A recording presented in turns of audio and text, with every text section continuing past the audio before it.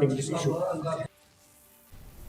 Nongpoh MLA Merulbont CM has denied the existence of illegal toll gates along the highway in Bhoi district, stating that they have been removed.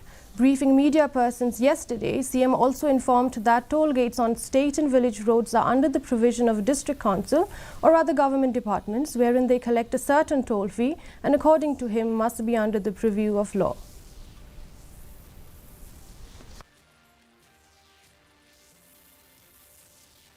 Comes to highway, this is a big concern about transportation, those who are carrying goods towards our state, be it outside the state. This is a transit state.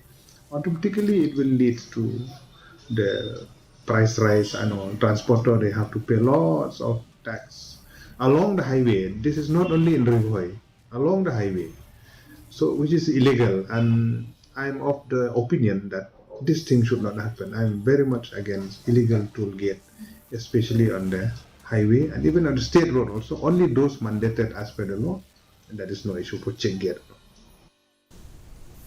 The district horticulture office in West Jaintia Hills